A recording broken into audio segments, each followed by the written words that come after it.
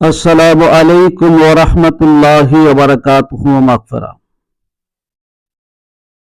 কাছে এবং দূরে যে যেখান থেকে দেখছেন সকলকে জানাচ্ছি প্রাণ ঢালা অভিনন্দন।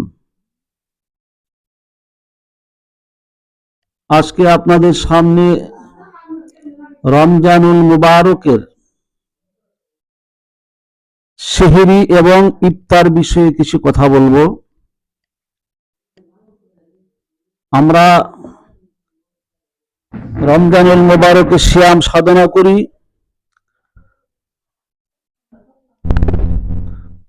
রোজা পালন করি। এই রোজা আল্লাহ রাব্বুল আলামিনের একটা অফুরন্ত নিয়ামত। আল্লাহ প্রত্যেক মুসলমান নরনারীর উপরে রোজাকে ফরজ করে দিয়েছেন। আর এই ফরজ রোজার মধ্যে অসংখ্য সওয়াবের ব্যবস্থা আছে। আর এই অফুরন্ত নিয়ামত,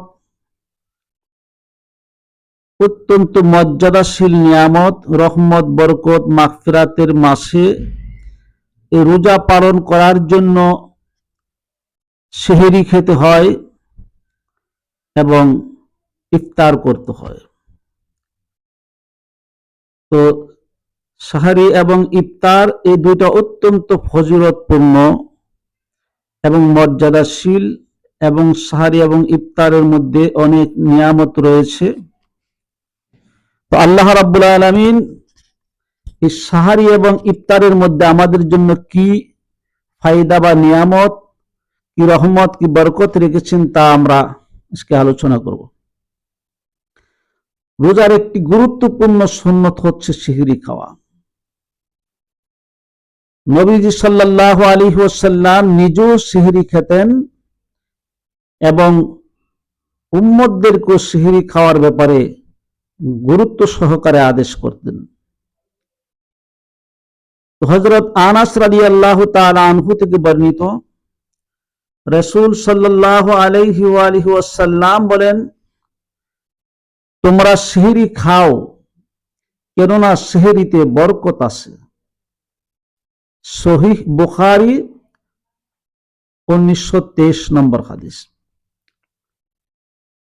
সেহরির বরকত ও কল্যাণ নানাবিধ উপায়ে অর্জিত হয়। যেমন এর দ্বারা ইবাদতের শক্তি অর্জিত হয়, দেহ এবং মনের মধ্যে উদ্দামতা আসে, ক্ষুধার তাড়নায় সৃষ্ট প্রবৃত্তির বাসনা হ্রাস পায়, বিশেষ করে সেহরির সময়ে তাহাজ্জুদ, ইস্তেগফার ও দোয়া মুনাজাত করার মতো সুযোগ লাভ হয়। তাছাড়া সেহরি দ্বারা ইসলামে রোজার স্বাতন্ত্র্য রক্ষা হয়।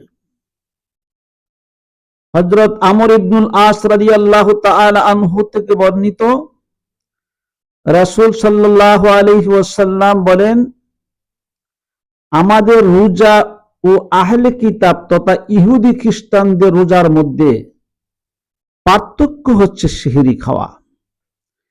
সুনানে নাসাই 2166 নম্বর হাদিস। শেষ সময়ে সেহরি খাওয়া সুন্নত। হযরত যায়েদ বিন সাবিত রাদিয়াল্লাহু তাআলা আনহু বলেন, আমরা রাসূলুল্লাহ সাল্লাল্লাহু আলাইহি ওয়াসাল্লামের সঙ্গে সেহরি খেলাম। অতঃপর ফজরের সালাতে দাঁড়িয়ে গেলাম। জিজ্ঞেস করা হলো, এই দুইয়ের মাঝে ব্যবধান কতটুকু ছিল? বললেন, 50 বা 60 আয়াত তেলাওয়াতের সমপরিমাণ ব্যবধান ছিল। সহিহ বুখারী 575 নং হাদিস। হযরত মুহাল্লা প্রমুখ বলেন, উম্মতের জন্য নবীজি সাল্লাল্লাহু আলাইহি ওয়াসাল্লাম সর্বদা সহজতম রাস্তা অবলম্বন করতেন। নবীজি যদি সেহরি না খেতেন তাহলে উম্মত তার অনুসরণে সেহরি না খেয়ে রোজা রাখত, কিন্তু উম্মতের জন্য তা অতিশয় কষ্টসাধ্য হয়ে যেত। আর যদি তিনি রাতের প্রথমাংশে বা মাঝের অংশে সেহরি খেয়ে নিতেন তাহলে এটাও উম্মতের জন্য কষ্টসাধ্য হতো। তাছাড়া এটা অনেকের ফজরের নামাজ কাজা হওয়ারও সম্ভাবনা থাকত। বিলম্বে সেহরি খাওয়ার সময় সতর্ক থাকতে হবে যেন সুবহে সাদিকের আগেই তা শেষ হয়ে যায়। কখনো যদি এমন হয় যে গোসল ফরজ হয়ে গেছে কিন্তু গোসল সেরে সেহরি খাওয়ার মতো পর্যাপ্ত সময় হাতে নেই, তাহলে বিনা গোসলেই সেহরি খেয়ে নিতে হবে, অতঃপর গোসল সেরে নামাজ আদায় করবে। কারণ সেহরির জন্য পবিত্রতা শর্ত নয়। কোনো কারণে যদি সেহরি খাওয়া সম্ভব না হয় তাহলে রোজা রাখতে হবে। কারণ সেহরি খাওয়া রোজার জন্য কোনো রুকন বা ফরজ নয়, বরং সুন্নাত। সুতরাং এটি ছুটে গেলেও রোজা রাখতে হবে, তবে ইচ্ছা করে সেহরি বর্জন করা ঠিক হবে না। ইসলাম সর্বদা পরিমিত এবং স্বাস্থ্যকর খাবার গ্রহণ করতে উদ্বুদ্ধ করে। অপরিমিত বা অস্বাস্থ্যকর খাবার গ্রহণে নিরুৎসাহিত করে।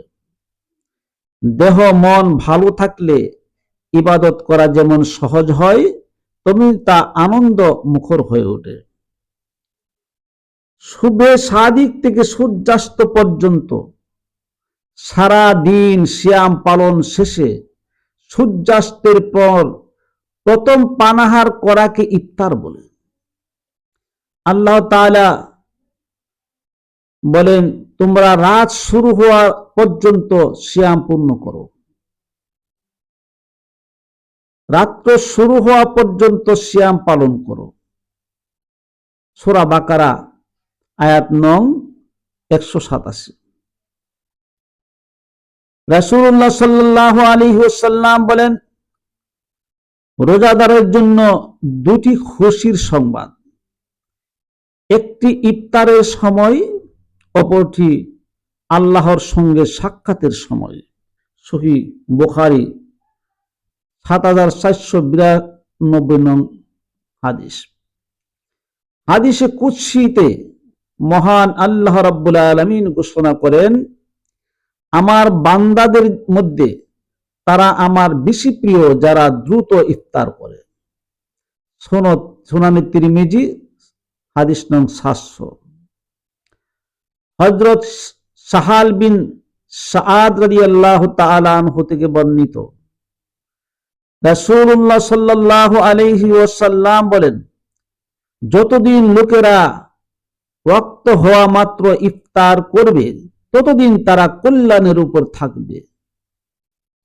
অর্থাৎ ইফতারের সময় হওয়া মাত্রই ইফতার দ্রুত সম্ভব করতে হবে। ইফতার নিয়ে অবহেলা করা যাবে না। সহিহ বুখারী হাদিস নং 1957। ইবনে মাজার বর্ণনায় হাদিস নং হলো 1698। এর কারণ উল্লেখ করা হয়েছে, কেননা ইহুদিরা তাদের ইফতার বিলম্ব করে।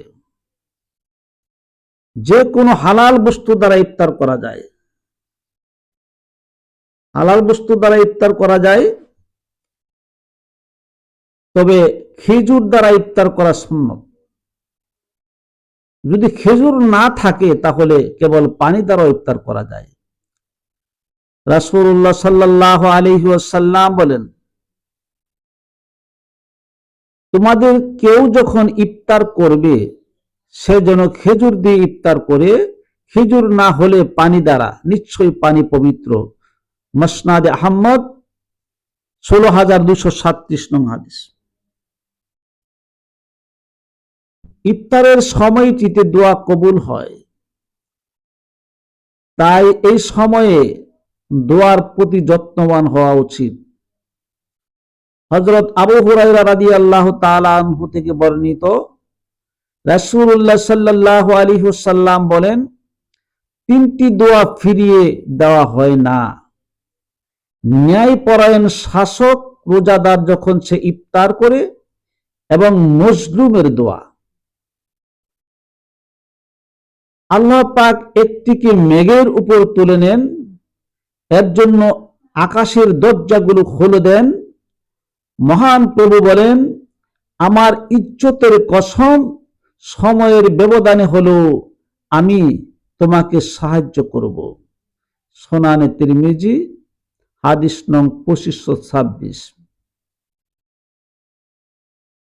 ইফতার এবং সাহারি এই দুইটা অত্যন্ত মর্যাদাপূর্ণ। ইফতারের সময় হওয়া মাত্রই ইফতার করে নিতে হবে এবং সাহারি একটু বিলম্ব করতে হবে। সাহারি করতে হবে বিলম্বে, ইফতার করতে হবে ত্বরান্বিতভাবে।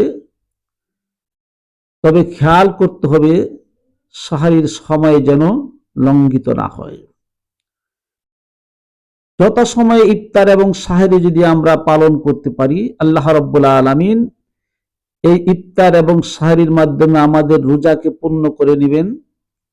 আর রোজাকে পূর্ণ করে নেওয়ার বিনিময়ে একটা মানুষকে আল্লাহ রাব্বুল আলামিন তাদের জীবনের সমস্ত গুনাহগুলি মুছে দিবেন, পুত পবিত্র করে আল্লাহ রাব্বুল আলামিনের দরবারে কবুল করে নেবেন। আল্লাহ যেন সকলকে সহি সালামতে রোজা পালন করা এবং ইফতার এবং সেহরি পালন করার তৌফিক দান করে। সকলে বলি আমিন। ওয়া আখিরি দাওয়ানা আলহামদুলিল্লাহি রাব্বিল আলামিন। আসসালাতু ওয়াসসালামু আলা রাসূলিল কারীম।